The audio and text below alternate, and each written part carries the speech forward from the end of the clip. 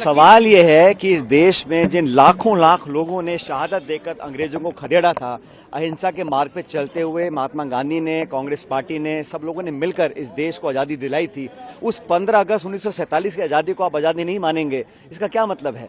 तो ये तो उनका एक सोचने का तरीका होगा और मैं समझता हूँ सही नहीं है, क्योंकि इस देश की आज़ादी में सबका योगदान था। 47 में जब अंग्रेजों को हम यहाँ से हटाए थे हिंदुस्तान के लोगों ने, वही इस मुल्क की आज़ादी का दिवस था। उसके बाद अलग अलग धर्म जाति की बात करना मैं समझता हूँ गलत है। और कहीं ना कहीं जिन लोगों का संविधान में, देश के कानून में, हमारे इतिहास में, संस्कृति में विश्वास है, वो मानते हैं कि देश को आज़ादी जो मिली थी सबके योगदान से मिली थी, उसको अनदेखा करना मैं समझता हूँ बहुत गलत है।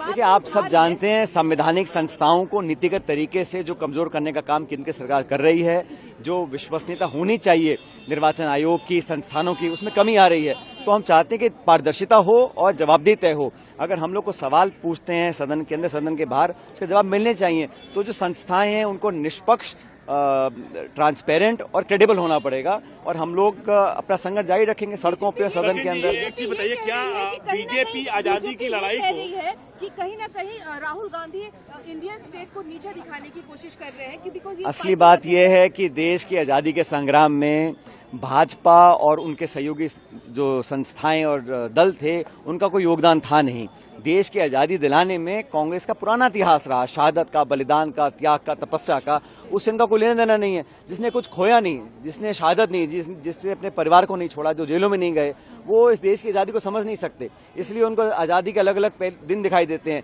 इस देश को आज़ादी भारत के लोगों ने दिलाई थी, महात्मा गांधी के नेतृत्व में कांग्रेस पार्टी ने दिलाई थी, हम सबों ने मिलकर दिलाई थी। तो 15 अगस्त को कौन भूल सकता है? और जो भूल रहा है वो बहुत बड़ी गलती कर रहा है। राहुल जी ने जो कहा, ये आइडियोलॉजिकल डिफरेंसेस है, क्योंकि आजादी के लिए आरएसएस कुछ लड़ा ही नहीं, उन लोग कोई शहीद नहीं हुआ। इसीलिए देश को जो स्वतंत्र मिला वो आरएसएस पहचानने के लिए राजी नहीं है। इसीलिए वो लोग जो आजादी के बारे में कुछ कहने के लिए, तारीफ करने के लिए तैयार नहीं है। तो उनका एक्चुअल आइडियोलॉजी वही है, मोहन भागवत जी ने वही ने कहा। इसीलिए राहुल गांधी जी ने ये कहा, आपको आजादी से कोई लेना देना नहीं है। कांग्रेस पार्टी और कांग्रेस पार्टी के नेतागण शहीद होकर आजादी लेकर आए। इस देश को चलाने के लिए कांग्रेस पार्टी कोशिश करेंगे, वही बात राहुल जी ने कहा। तो मोहन भागवत जी जो कहा, अगर कॉन्स्टिट्यूशन के खिलाफ, आजादी के खिलाफ कोई कुछ कहा तो उन लोगों के खिलाफ कार्रवाई चलना है, वो जरूरी है। राहुल गांधी जी ने यही डिमांड मांगा है कि उनके मोहन भागवत जी के खिलाफ कार्रवाई शुरू की है। इसीलिए मोदी जी ने अभी मोहन भागवत जी के खिलाफ कार्रवाई शुरू करेंगे, नहीं तो मोहन भागवत जी को मदद देकर उन्होंने भी वही आइडियोलॉजी के एक पार्ट ऑफ दैट आइडियोलॉजी वो अभी मोदी जी साफ करना है देश के जनता के सामने। आरएसएस को लेके बड़ी कड़ी टिप्पणियां करी हैं, किस तरीके से देखा जाए उसको? देखिए, आरएसएस के जो मोहन भागवत जी हैं, उन्होंने काफ़ी अपमानजनक शब्द का उन्होंने व्यवहार किया। भारत के स्वतंत्रता संग्राम के साथ भारत के वो हज़ारों शहीद देश के हर कोने में जिन्होंने भारत के स्वतंत्रता के लिए अपनी जीवन की शहादत दी, उनका अपमान किया। और कहीं न कहीं भगवान राम का भी इस प्रकार से उन्होंने जो टिप्पणी दी, कहीं न कहीं श्री भगवान राम का भी उन्होंने निरादर किया। और इसीलिए इस टिप्पणी की निंदा हम पूरी पार्टी और पूरे देश को करनी चाहिए। ये बड़ा दुर्भाग्यपूर्ण है और बीजेपी का चाल चरित्र चेहरा, जो लोग चाल चरित्र चेहरे का नारा देते थे, उनका चेहरा सामने आ रहा है। बेटी बचाओ की जो बात करते थे, बेटी बचाओ बेटी पढ़ाओ, ऐसा लग रहा है कि भाजपा नेताओं से ही बेटियों को बचाओ। और जिस तरह की बातें आ रही हैं निकलकर, हमारी मांग है कि इसकी जांच हो, उस स्तरीय जांच हो, क्योंकि मामला सरकारी नौकरी के बदले दुष्कर्म का मामला भी है जो एफआईआर दर्ज हुई है। तो जांच में कौन सामने आए, कौन कौन इसमें शामिल थे, कौन कौन बचाने में थे, किस किस की संज्ञान में था, ये सारी बातें प्रदेश के लोगों के सामने आनी चाहिए। हम मांग करते हैं और भारतीय जनता पार्टी को देश की महिलाओं से माफ़ी मांगनी चाहिए। केवल ये प्रदेश का मामला नहीं है, ये प्रदेश अध्यक्ष एक बड़ा पद होता है। तो इस तरह का जो मामला आया है, तो हमारी मांग है जांच हो, दूध का दूध पानी का पानी हो, भाजपा देशवासियों से माफ़ी मांगे। नहीं, राहुल जी ने जो बात कही है वो ये कही है कि भारतीय जनता पार्टी की सरकार सिर्फ एक पॉलिटिकल पार्टी हो करके नहीं लड़ रही है आपसे, पूरी एजेंसियां आपके खिलाफ लड़ रही हैं। आपको इस माइंडसेट के साथ मैदान में उतरना है, और ये बात सच है। आप देखिए ना, इलेक्शन कमीशन का जो रोल है पिछले कुछ चुनाव में, वो लगातार स्वस्थ लोकतंत्र के लिए खराब है। ऐसे में राहुल गांधी जी जो बात कह रहे हैं वो देश के एक एक व्यक्ति को गंभीरता से सुननी चाहिए और संविधान बचाने की लड़ाई लड़नी चाहिए। अगर लोकतंत्र नहीं बचेगा तो संविधान कहां से बचेगा? घर बचाने का तस्वुर तो बहुत बात का है, घर सजाने का तस्वुर तो बहुत बात का है। पहले ये तय हो कि इस घर को बचाएं कैसे।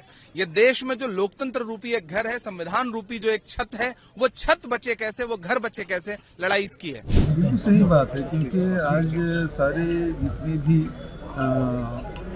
संवैधानिक संस्थाएं हैं उसको कब्जा कर लिया गया है, और बीजेपी, आरएसएस और गवर्नमेंट की जितनी एजेंसियां हैं उससे भी लड़ाई हमारी है। मोहन भागवत जी ने जो बात कही कि ये कंगना रनौत ने जो बात कही, जिसको हल्का सब लोग हल्के से ले रहे थे, बल्कि हल्का नहीं था, उन्होंने कहा 2014 में देश को आज़ादी मिली। अब मोहन भागवत जी कह रहे हैं 2024 में मिला है। तो आज़ादी की लड़ाई से इनको कोई लेना देना नहीं। देखिए, बिल्कुल आरएसएस के लोग केवल देश को तोड़ने का काम किया है और देश को केवल और केवल रसातल में जाने का काम किया है। आपने सुना होगा कल ही मोहन भागवत जी ने जिस तरह का वक्तव्य दिया, उससे साफ झलकता है कि उनको ना आज़ादी से मतलब रहा है, ना आज़ादी का डेट उनको पता है, ना कॉन्स्टिट्यूशन से मतलब है। जिस कॉन्स्टिट्यूशन के तहत देश 70 साल से आगे बढ़ा, तो वो सबको नकारते हुए जो लफ्ज़ उन्होंने यूज़ किया है कि हमारे लिए ये दिन आज़ादी का दिन है, उससे साफ जाहिर होता है कि उनकी सोच, उनकी आइडियोलॉजी क्या है। तो इसलिए हमें मुबारक हो हमारी हिस्ट्री का, उनको मुबारक हो उनकी history. That actually Mohan Bhagwat's statement is quite anti-national. You know, thousands of Indians sacrificed their lives for the Indian freedom struggle, and we got freedom, and we have our own constitution on 1947 onwards. What yesterday Mohan Bhagwat is told that we didn't got independence 1947. Well, actually he is insulting the martyrs of Indian freedom struggle. Mohan Bhagwat ji insulted the martyrs of Indian freedom struggle, including Mahatma Gandhi. That is nationalist? That is a clear-cut anti-national statement. Rahul Gandhi attacked that sentiments, because the Indian freedom movement was one of the biggest movement in the world, peaceful movement in the world. That's why we got freedom of this country. These people are telling that point out we didn't got freedom because they didn't participate in any freedom struggle. They have no role for freedom struggle. RSS or BJP leaders didn't have any role for freedom struggle. That is why they didn't want to accept the freedom struggle. They didn't want to accept that India got freedom 1947. Who bother about all these things? This is a clear anti-national. Rahul Gandhi correctly told these things into the people of India. I think this is a general sentiment of Indian people which Rahul Gandhi shared today. But he's categorically saying that Rahul Gandhi is supporting urban Naxal. That's what I'm telling, brother. State people, and at the same time he has said that he is clearly saying that he is fighting against the nation. Wow, that's what I'm telling you. Who fighting against the nationalist law? Everybody know that. Yesterday, Mohan Bhagwat's statement is very clear that that people is stating about the Indian national, stating they are against the Indian nationalism. Not Rahul Gandhi. Rahul Gandhi criticized their anti-national act. Once Rahul Gandhi is criticizing their anti-national act, it is quite interesting things that they are telling Rahul Gandhi is supporting urban Naxal. They didn't have anything to say. We are going to take all this issue to the people of this country because we cannot accept this statement at all. This is a totally an insult to the Indian community, Indian people, and the martyrs of Indian freedom struggle. So we are not going to accept it at all. Certainly. This is a very historic day for the Congress party. 100 years after Mahatma Gandhi ji taking over the leadership of the Indian National Congress for the freedom struggle, this office has been dedicated in the name of Srimati Indira Gandhi. This is called the Indira Gandhi Bhavan.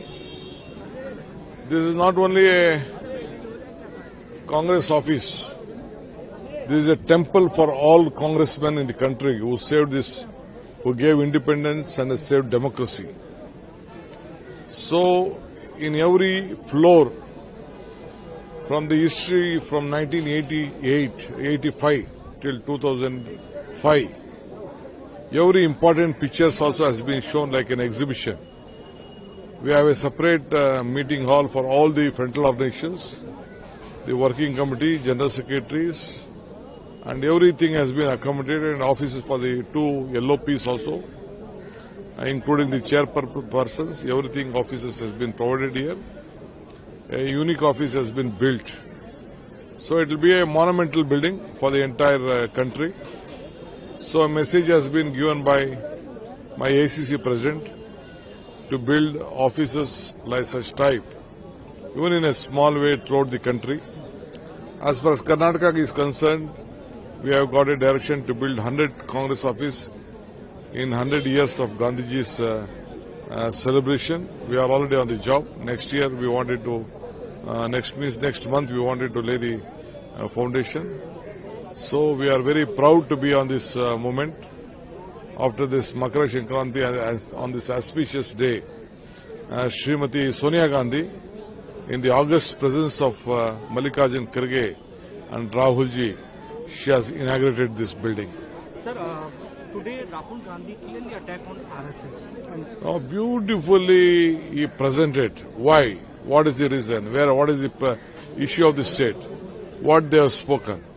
So his message is commendable. I think it is a very historic speech which he delivered today. We are so happy on this. Sir, you. It's a wonderful building. We have been trying to make this as a success for the last 15 years. Sonia Madam ji started this to make a wonder. Now, at the time of Kharge ji, we have completed this. We are very happy to see that Madam Sonia ji inaugurated our building. And we are all proud.